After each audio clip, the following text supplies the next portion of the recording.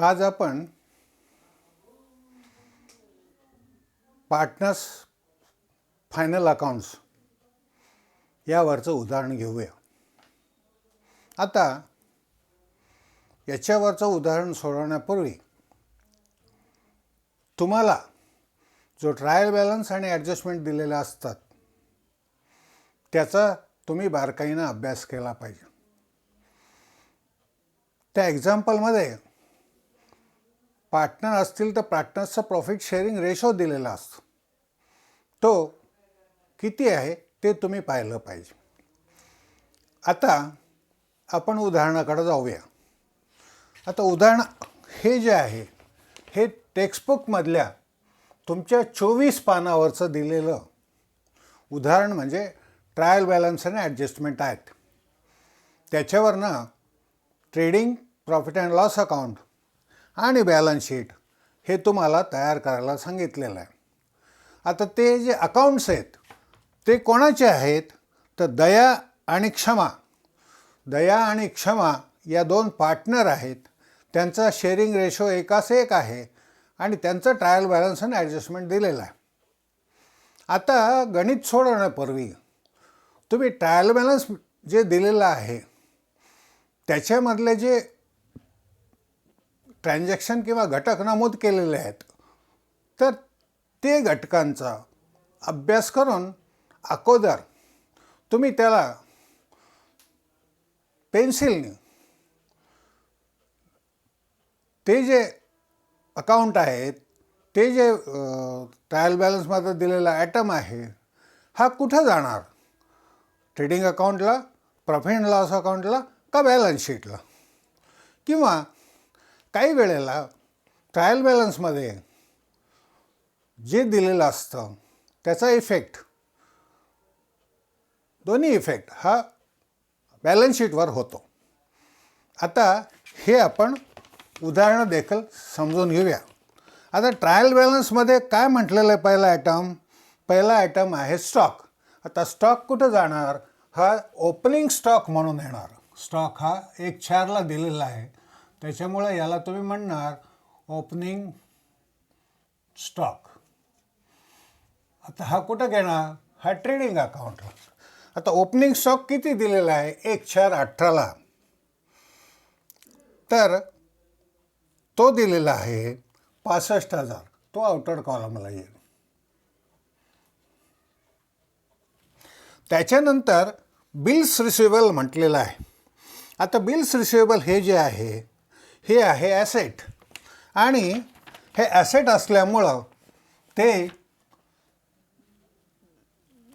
Asset साईडला bills receivable म्हणून जाईल. बिल्स रिसिवेबल ती रक्कम किती दिलेली तुम्हाला, ती दिलेली 28,000. ती आतल्या कॉलमला लिहायची. कारण काय की तुम्ही ज्या वेळेला प्रॉब्लेम सोडवतात त्यावेळेला ॲडजस्टमेंटमधले ज्या एंट्र्या दिलेल्या आहेत त्याचा इफेक्ट कशावर होईल, ट्रेडिंग अकाउंटमध्ये होईल, प्रॉफिट अँड लॉस अकाउंटमध्ये होईल किंवा ॲसेट अँड लायबिलिटीला होईल. आणि तो कुठं होईल त्याला तुम्ही मार्क करून ठेवायचं. म्हणजे त्याप्रमाणे तुम्हाला आउटवर्ड कॉलम आणि इनवर्ड कॉलमला तो आयटम घेणं सोयीस्कर आहे. आता त्याच्यानंतर दिले वेजेस अँड सॅलरी. आता वेजेस अँड सॅलरी हे जे आहे हे वेजेस अँड सॅलरी हे तुमचं ट्रेडिंग अकाउंटला जाईल. याच्यावर आपण पूर्वी पाहिलेलं आहे की वेजेस अँड सॅलरी असं जर दिलेलं असेल तर ते जातं ट्रेडिंग अकाउंटला आणि उलट जर दिलं असेल सॅलरी अँड वेजेस तर ते जातं प्रॉफिट अँड लॉसला. आता इथं किती आहे, इथं ते आहे 9,000. तर आपण हे 9,000 इथे घेऊया. आता त्याच्यानंतर त्यांनी दिलेलं आहे सन्ड्री डेटर्स. आता सन्ड्री डेटर्स हे आहे ॲसेट तर इथं आपण घेणार सन्ड्री डेटर्स.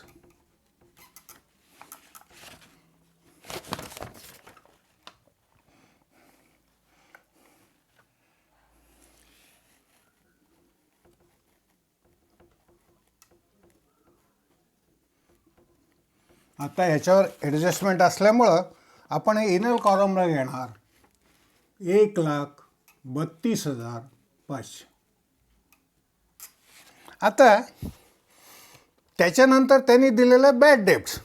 आता हे बॅड डेब्ट्स कुठं जाईल? ट्रायल बॅलन्स मध्ये दिलेलं असल्यामुळं बॅड डेब्ट्स हे प्रॉफिट अँड लॉस अकाउंटच्या डेबिट साईडला जाईल टू बॅड डेब्ट्स.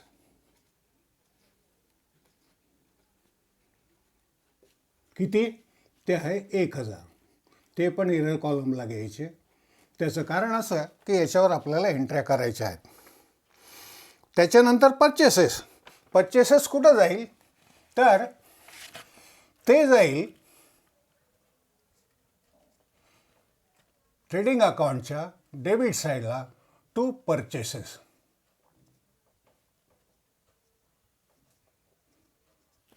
आता ते किती आहेत? तर परचेसेस आहेत 1,48,000. त्याच्यावर पण एंट्री आहे, त्याच्यामुळं आपण ते इनर कॉलमला देतो आहे. आता त्याच्यानंतर म्हटलं आहे मोटर कार. आता मोटर कार काय आहे? मोटर कार ही ॲसेट आहे, त्याच्यामुळे आपण इथं घेऊया त्याला मोटर कार किंवा घेतलं तरी चालेल.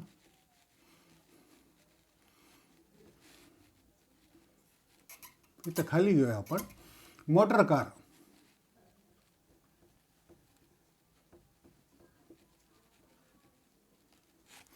आता मोटर कार किती दिलेली आहे? 68,000.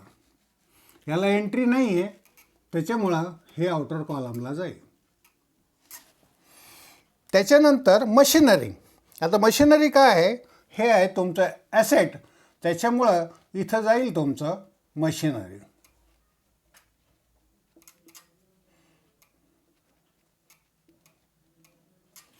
आता हे किती आहे?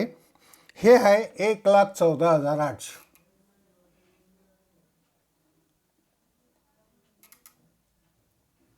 हे इनर कॉलमला घ्यायचं. इनर कॉलमला काय घ्यायचं? याच्यावर डिप्रिशिएशन असतं म्हणून ते इनर कॉलमला घ्यायचं. त्याच्यानंतर ऑडिट फी. ऑडिट फी कुठं जाणार? ऑडिट फी जाणार प्रॉफिट अँड लॉसला. तर इथं आपण घेऊया ऑडिट टू ऑडिट फीज. ते किती आहे? ते आहे 1,200. ते आपण आउटर कॉलमला घेऊया.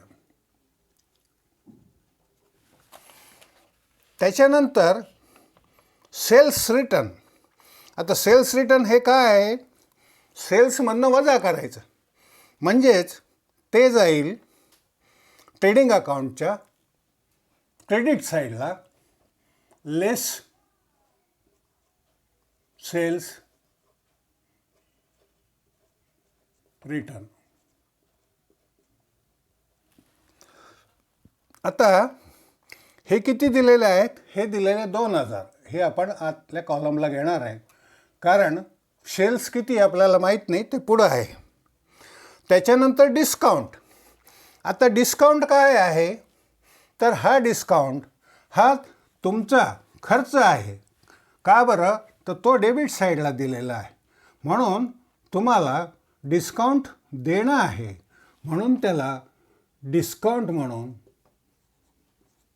डेबिट साईडला घेणं. ते किती आहे? तो आहे 2,300. 2,300. तर तो डायरेक्ट आउटर कॉलमला येईल 2,300. आता त्याच्यानंतर दिलं बिल्डिंग. आता बिल्डिंग काय आहे? बिल्डिंग पण तुमची ॲसेट आहे, त्याच्यामुळं तुम्ही बिल्डिंग इथे घेणार ॲसेट साईडला. आता ती कुठं घ्यायची? इनर कॉलमला. किती? 75,000. कारण इनर कॉलमला घ्यायचं काय कारण आहे की याच्यावर डिप्रिशिएशन वगैरे असेल तर पुढे येईल, ते त्याच्यातनं वजा करायचं असतं, म्हणून ते इनर कॉलमला घेतलं. त्याच्यानंतर कॅश ॲट बँक. ते कुठं जाईल? इथे ॲसेटमध्ये कॅश ॲट बँक. ते किती आहे 12,000. ते डायरेक्ट आउटवर्ड कॉलमला, त्याच्यात काही एंट्र्या वगैरे काही नाहीत. आता 10% इन्व्हेस्टमेंट. आता 10% इन्व्हेस्टमेंट जे आहे, तर इन्व्हेस्टमेंट कुठं जाणार, तर ते जाणार ॲसेट साईडला. इन्व्हेस्टमेंट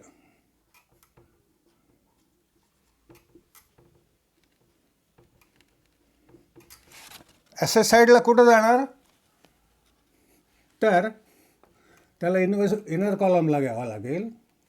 त्याच्यावर एंट्री आहे, ते ॲसेट असल्यामुळं ते इन्व्हेस्टमेंटला घेतलं. आता 10% इंटरेस्ट इन्व्हेस्टमेंट म्हटल्यानंतर, तर त्याच्यावरचं 10% म्हणजे 10% जे व्याज आहे ते किती आहे, ते आहे 12,000. तर त्याला काय म्हणणार तुम्ही, इंटरेस्ट ॲक्रूड.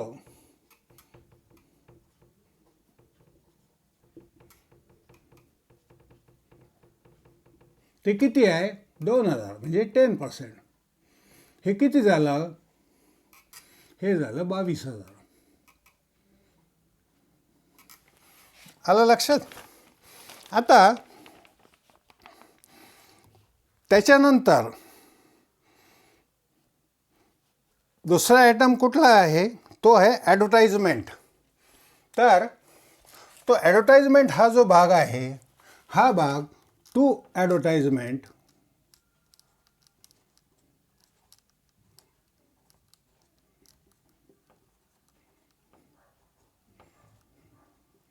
हे प्रॉफिट अँड लॉसचं आहे, पण तो किती महिन्याचा आहे, तर 9 मंथ. तर 9 मंथचं ॲडव्हर्टाइजमेंट जे आहे ते आहे 4,500. ते आपण घेऊया आतल्या कॉलमला. आता 9 महिन्याचं ॲडजस्टमेंट तुम्ही दिलेलं आहे, आपण ॲडव्हर्टाइजमेंट खर्च दिलेला आहे.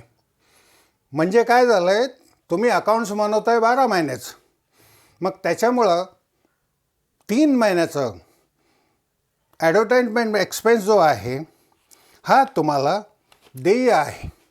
म्हणून त्याला तुम्ही काय म्हणणार, आउटस्टँडिंग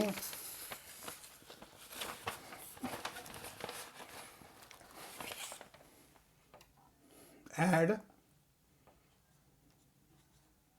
आउटस्टँडिंग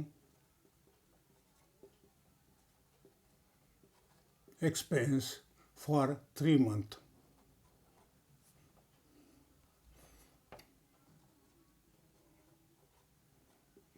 तर तो किती झाला, आता तो कसा काढणार आपण, तर 9 महिन्याचा झाला, 9 5 45 म्हणजे 500 रुपये महिना. 3 महिन्याचा किती झाला तो 500 रुपये.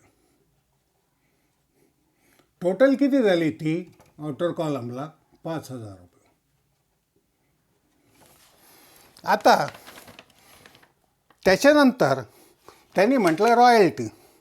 रॉयल्टी काय आहे, हे खाणीमधनं तुम्ही जे मिनरल्स काढता त्याच्यावर तुम्हाला रॉयल्टी द्यावी लागते. आणि ही रॉयल्टी हा ट्रेडिंग अकाउंटचा भाग असल्यामुळं टू रॉयल्टी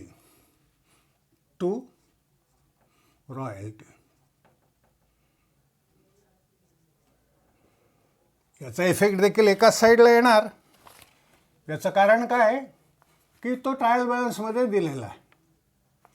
आता तो किती झाला, तो झाला 3,000. तो घेतला आपण इथे 3,000. आलं लक्षात. आता आपल्याला पाहिजे ॲडजस्टमेंट. आता ॲडजस्टमेंटमध्ये काय आता आपल्याला पाहायचं आहे ट्रायल बॅलन्सची क्रेडिट साईड. त्याच्यात काय दिलं आहे त्यांनी, पहिला आयटम तो दिला आहे जनरल रिझर्व. आता जनरल रिझर्व हे काय आहे, ही तुमची लायबिलिटी आहे. मग ही लायबिलिटी तुम्ही कुठे दाखवणार, तर लायबिलिटी साईडला जनरल रिझर्व.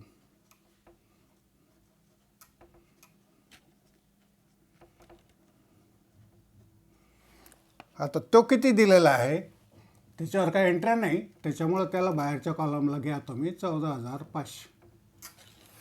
आता त्याच्यानंतर कॅपिटल दिलं आहे. कॅपिटल कसं दिलं आहे त्यांनी, तर कॅपिटल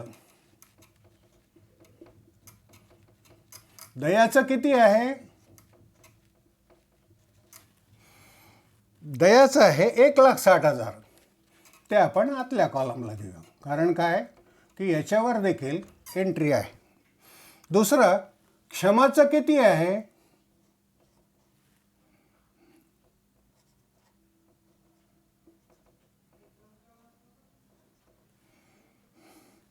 ते आहे 1,20,000.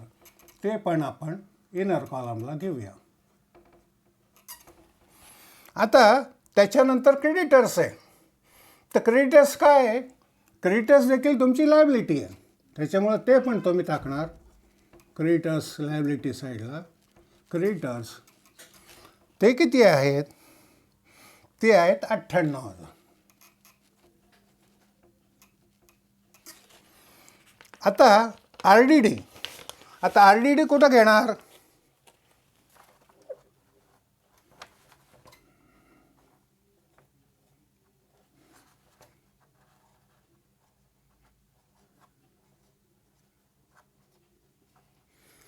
To P&L account.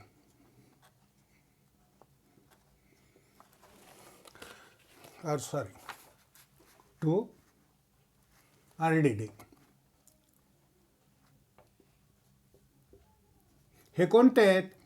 हे तुमचे ओल्ड आहेत. बरोबर आहे. आता ओल्ड RDD किती आहेत? ते आहेत 1800.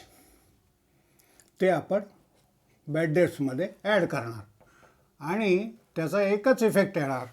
याचं कारण असं आहे की ते ट्रायल बॅलन्समध्ये दिलेलं आहे. आता त्याच्यानंतर सेल्स किती आहे? 2,85,000. ते कुठं जाणार? ते जाणार प्रॉफिट अँड लॉस अकाउंटच्या क्रेडिट साईडला. त्याला म्हणणार बाय सेल्स. आता ते किती आहेत? ते आहेत 2,85,000.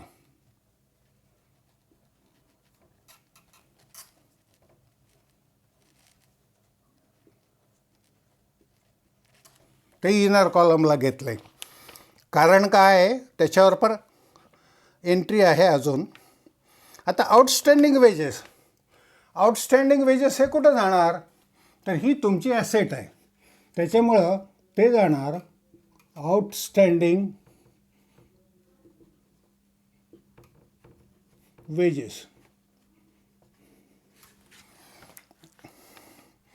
आणि ते किती आहेत? ते आहेत 700. ते आपण बाहेरच्या कॉलमला डायरेक्ट घेऊया. 700. आता हे आउटस्टँडिंग वेजेस बाहेरच्या कॉलमला का घेतले आपण? आपलं ॲसेट साईडलाच का इफेक्ट दिला? दुसरा इफेक्ट का नाही दिला? तर एक इफेक्ट ऑलरेडी देऊन झालेला आहे ट्रायल बॅलन्समध्ये आणि त्याच्यात हे एवढे शिल्लक राहिलेले अजून वेजेस द्यायचे. त्यामुळे ते आपण ॲसेट साईडच्या क्रेडिट साईडला ॲसेट म्हणून घेतलेले आहेत. आता आउटस्टँडिंग वेजेस हे जे आहेत हे लायबिलिटी आहे. ती जाईल तुमची याला आउटस्टँडिंग वेजेस. हे तुमचे द्यायचे राहिलेले आहेत. त्याच्यामुळं ते जाणार इथे 700 रुपये. आता त्याच्यानंतर परचेस रिटर्न. आता परचेस रिटर्न काय करणार तुम्ही याच्यातनं करणार लेस परचेस रिटर्न.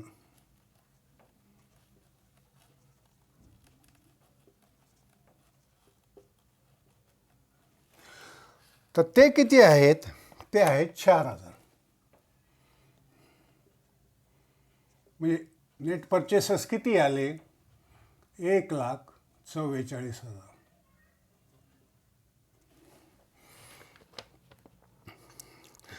आता डिस्काउंट. हा डिस्काउंट तुम्हाला मिळालेला आहे. त्याच्यामुळे तो कुठं जाणार आहे? तर तो जाणार प्रॉफिट अँड लॉसच्या क्रेडिट साईडला बाय डिस्काउंट. तो किती आहे? तर तो आहे 1800 रुपये.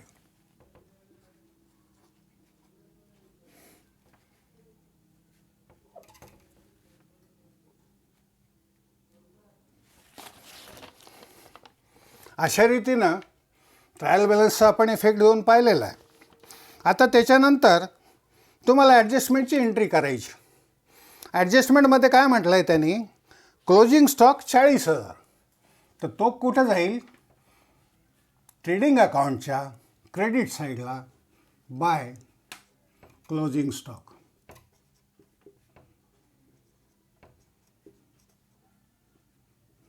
तो किती आहे, 40,000.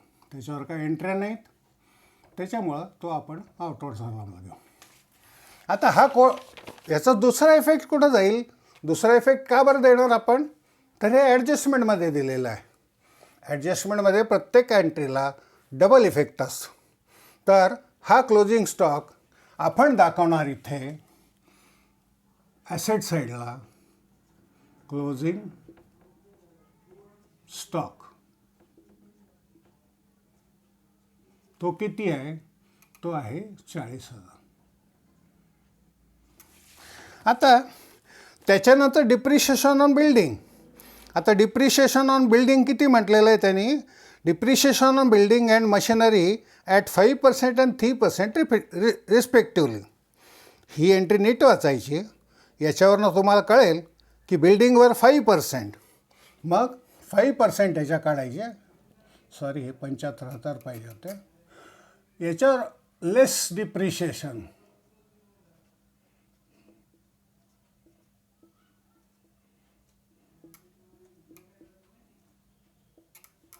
आता हे किती आहे, हे आहे, हे 5% आहे. तर 5% किती येणार त्याचे, 3,750. 3,750 झालं.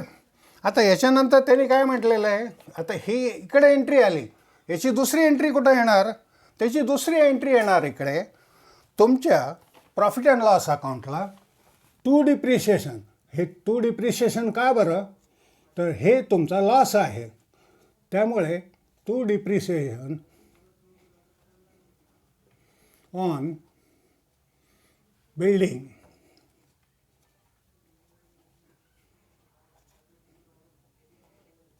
तो किती आहे, ॲट 5%, तो येतो 3,750.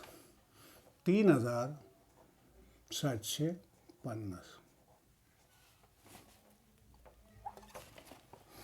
आणि मशिनरीवरचा किती येतो, 5% प्रमाण, 3% प्रमाण, तो येतो मशिनरी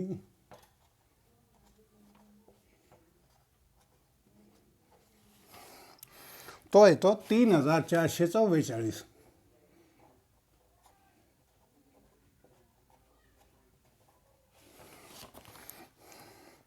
आउटवर्ड कॉलमला किती येणार इथे, 7,194.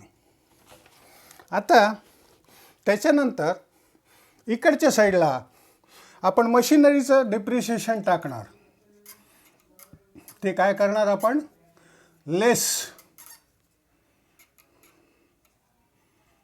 डिप्रिशिएशन.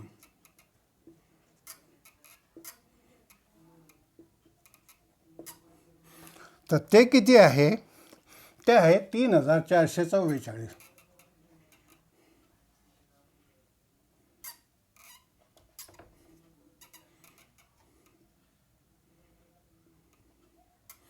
ते आउटवर्ड कॉलमला किती येणार ते आपण नंतर लिहूया.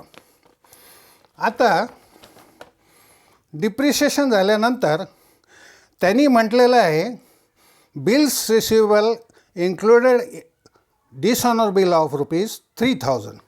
म्हणजे काय की बिल्स रिसिवेबलमध्ये 3,000 रुपयाचे डिसऑनर्ड बिलांचा समावेश केलेला आहे, समावेश आहे या 28,000मध्ये. म्हणजे मग काय होणार, लेस बिल्स डिसऑनर, शॉर्टमध्ये लिहितो. आता हे किती आहे, 3000. आउटर कॉलमला किती आले? 25,000. आलं लक्षात?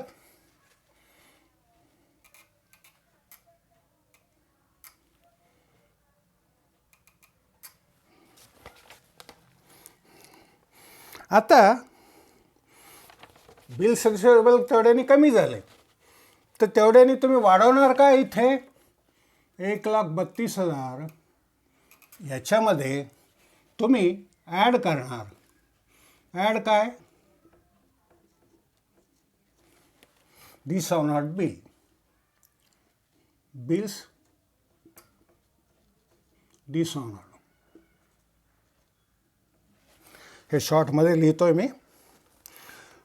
ते किती आहेत? ते आहेत 3,000.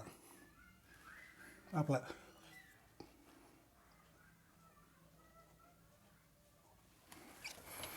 आता त्याच्या पुढची एंट्री आहे, goods worth ₹1,000 taken over by Daya for personal use not enter in the books of accounts. म्हणजे दयाने ₹1,000 गुड्स घेतलेले आहेत, म्हणजे ते काय झालं, त्याचं दयाचं ड्रॉइंग झालं आणि त्याची एंट्री केलेली नाही आहे, तर ती एंट्री प्रॉफिट अँड लॉसला होईल. आता ₹1,000 जे दयाचे आहेत हे तुम्हाला ड्रॉइंग म्हणून दाखवावं लागेल, किंवा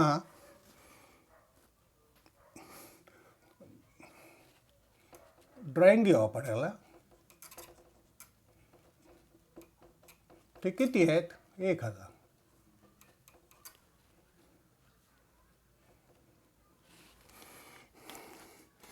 आता त्याचा दुसरा इफेक्ट कुठं होतोय? तर इथे होईल तो प्रॉफिट अँड लॉसला. गुड्स टेकन ओव्हर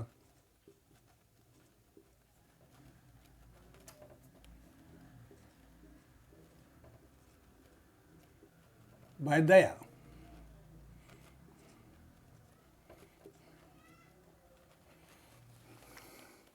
आता ह्याची एंट्री काय होणार आहे तिथे? प्रॉफिट अँड लॉसला आपण घेतलं तिथं, तर प्रॉफिट अँड लॉसच्या साईडला दयाचे goods taken over personal use म्हणून घेतले, ते तुमची इन्कम साईडला तुम्हाला दाखवावं लागेल. आणि ते हे जे गुड्स टेकन ओव्हर बाय दया आहे हे तुमच्या ट्रेडिंग अकाउंटला दाखवावं लागेल. हे ट्रेडिंग अकाउंटला सेल्स रिटर्न बाय दया, आपलं goods taken over by Daya ते किती आहेत? ते आहेत ₹1,000. बरोबर आहे. आता त्याच्यानंतर त्यांनी काय म्हटलेलं आहे? Goods taken over by Daya for personal use not entered in the books of accounts. आता ते 1,000चे जे गुड्स आहेत ते कुठं जाणार तिथे? तर ते जाणार तुमच्या प्रॉफिट अँड लॉसला आपण घेतलं आहे तिथं, कॅपिटल अकाउंटला घ्यावं लागेल. त्याच्या goods taken over by Daya इथं घेतलेलंच आपण. Goods taken over by Daya ते घेतले 1,000. आता याच्या पुढचं काय आहे? Return of 1,800 bad debts and maintain RDD at 5%. आता रिटर्न ऑफ बॅड डेप्स म्हणजे काय? हे नवीन बॅड डेप्स आहेत. आता हे नवीन बॅड डेप्सची एंट्री होणार टू न्यू बॅड डेप्स. ते कुठं होणार? प्रॉफिट अँड लॉसच्या डेबिट साईडला. ते काय होणार आहे? इथे ॲड होणार आहेत. ॲड ते किती आहेत? ते बॅड डेप्स आहेत 1,800. ह्याला म्हणायचं न्यू बॅड डेप्स. ही एंट्री आपण इकडे घेतली. ती बॅड डेप्सची एंट्री जी आहे ती नंतर घेऊया, ती ओल्ड असल्यामुळे. इथे 1800 रुपये त्याचे नवीन बॅड डेप्स घेऊया. कारण आपण एंट्री पाहिली, नवीन बॅड डेप्स असतील तर ॲड करायचे आणि ओल्ड बॅड डेप्स नंतर सगळ्यात लेस करायचे. आता डिस्काउंट ऑन डेटर्स. आता डिस्काउंट ऑन डेटर्स कसं होणार आहे तिथं? याच्यामध्ये अनरेकॉर्डेड सेल्स आपण घेतले का? तर नाही घेतले. ते आपण घेऊया. अनरेकॉर्डेड सेल्स ते कुठे येतील? वर. Add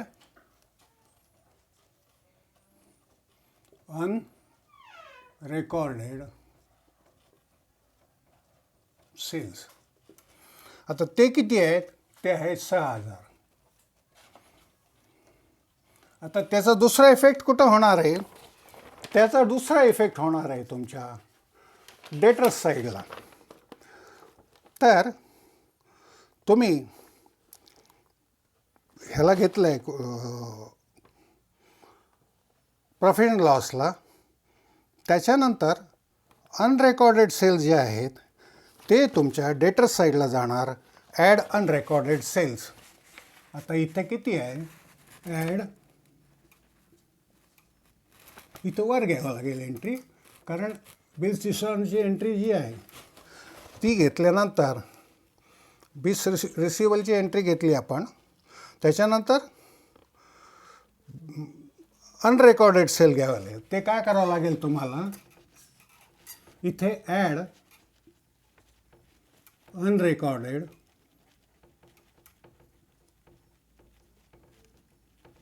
cells.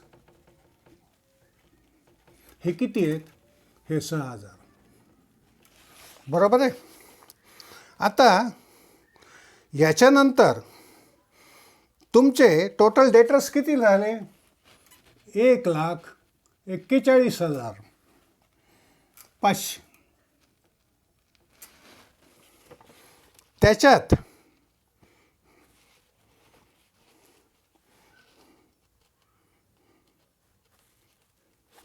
हे इथं होईल ते 1,41,500.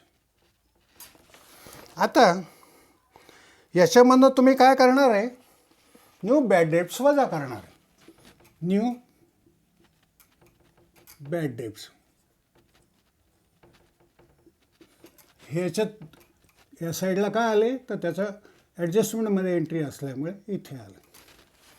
आता त्याच्यानंतर ही रक्कम किती राहते शिल्लक? 1,39,700.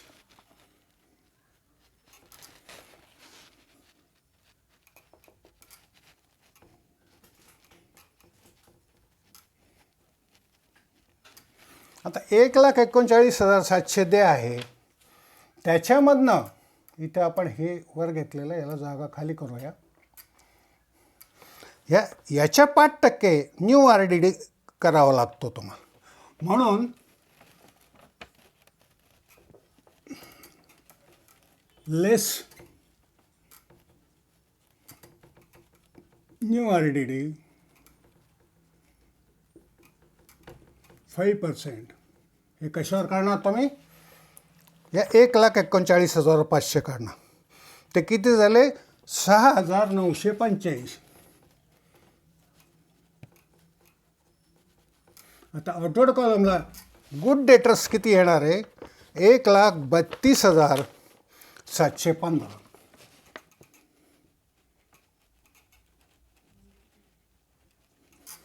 आता इथं आपलं हे जे राहिलेलं होतं हे आता आपण इथं घेऊया. इन्व्हेस्टमेंट,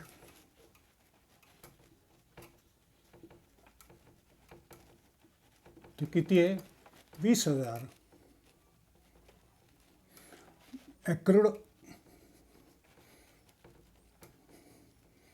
accrued इंटरेस्ट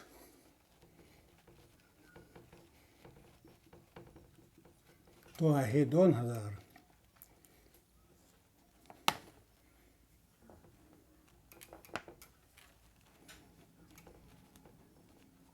आउटर साईडला आला 22,000.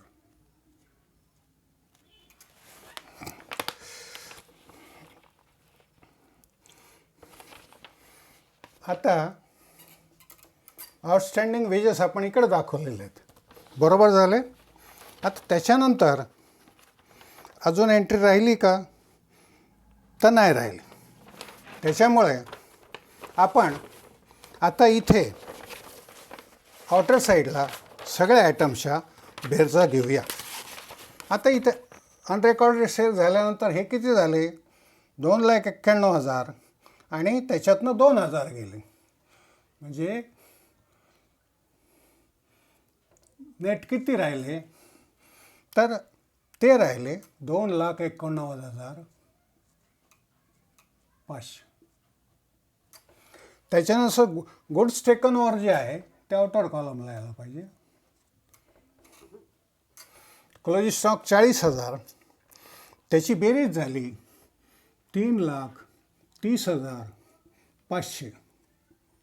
आता इथं आपण घेतले परचेसेस, ओपनिंग स्टॉक घेतला, परचेसेस घेतले, रॉयल्टीज घेतले, वेजेस अँड सॅलरीज घेतले, तर ते रक्कम सगळी मिळून किती झाली तुमची, ग्रॉस प्रॉफिट किती आला तुम्हाला, टू ग्रॉस प्रॉफिट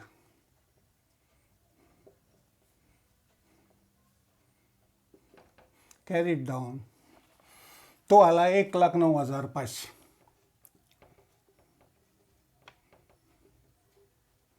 त्याची बेरीज किती झाली, 3,30,500.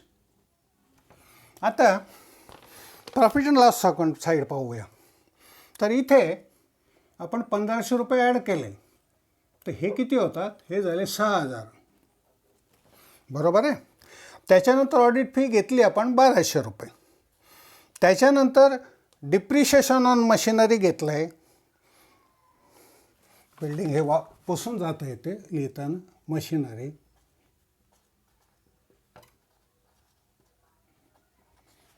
ते झाले 7,154, 194, 7,194. त्याच्यानंतर बॅड डेप्स ओल्ड किती आहेत, 1,000. ॲड न्यू बॅड डेप्स किती आहेत, 1,800 रुपये. त्याच्यानंतर न्यू RDD किती आहे, ॲड न्यू RDD,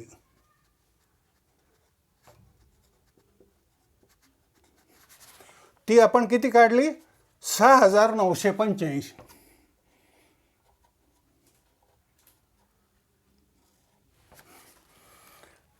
तिची बेरीज किती झाली, 9,785.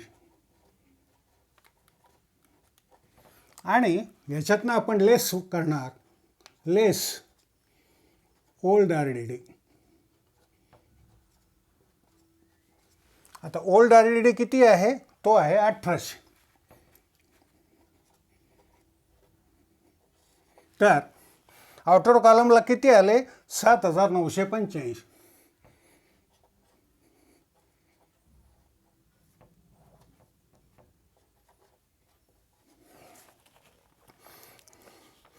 आता डिस्काउंट आपण घेतलेलं आहे 2,300. तर नेट प्रॉफिट किती होणार आता, टू नेट प्रॉफिट, तो किती आहे, कुठं तो झाला 88,621, 88,621. आणि तो कोणामध्ये डिवाइड करायचा, तो करायचा दयामध्ये आणि क्षमामध्ये.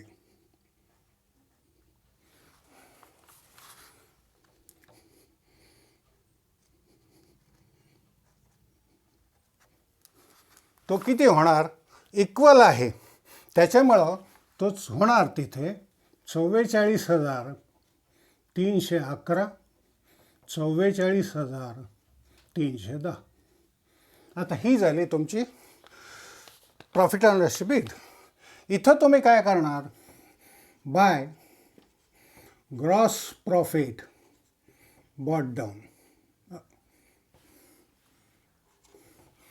तो किती आहे, 1,09,500.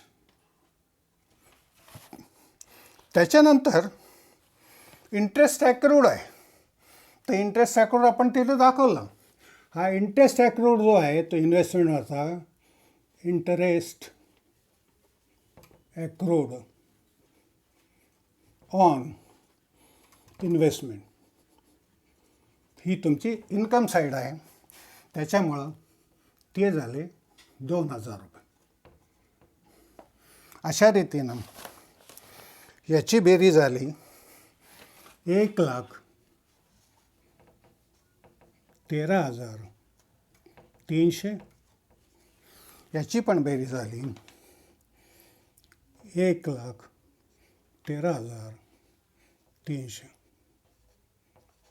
माझ्या उंचीमुळे जरा प्रॉब्लेम येतो आहे, परंतु तुम्हाला उदाहरण नीट समजावं म्हणून संपूर्ण एंट्र्या व्यवस्थितरित्या मी घेतलेल्या आहेत. आता इथे दयाचे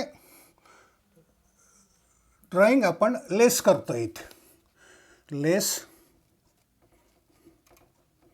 ड्रॉइंग म्हणजे काय?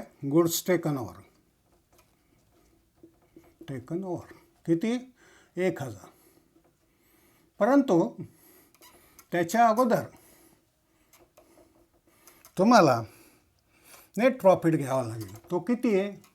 Add net profit.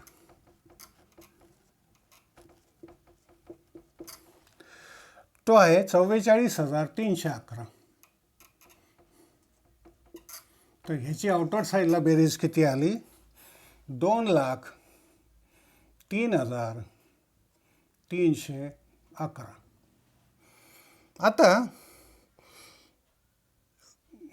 क्षमाचं घेतलं 1,20,000 रुपये. 1,20,000 रुपये हे क्षमाचं कॅपिटल आहे. त्याच्यामध्ये प्रॉफिट किती ॲड झाला? 44,310. त्याची बेरीज किती आली?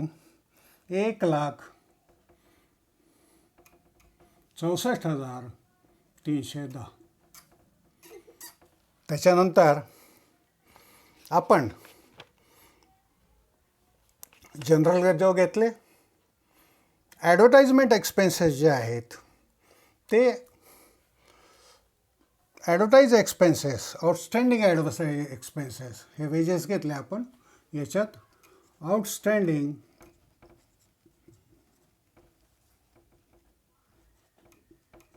ॲडव्हर्टाइजमेंट एक्सपेन्स ते किती आहेत? ते आहेत 1,500. आता क्रेडिटर्स किती घेतले आपण? 98,000. आउटस्टँडिंग वेजेस किती घेतले? ते घेतले 700. आता ह्याची बेरीज किती आली? 4,82,321. आणि आता ह्याचं घेऊया आपण. बिल्डिंग किती आहे नेट?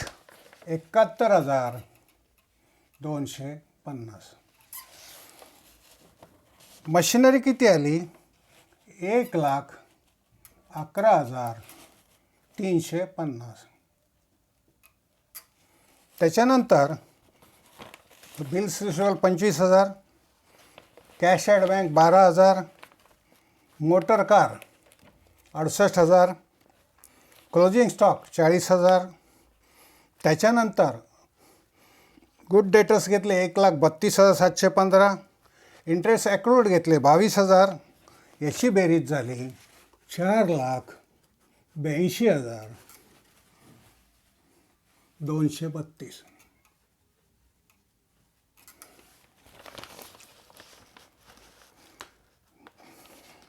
सॉरी 4,32,000 4,82,321. हे पण 4,82,000 321.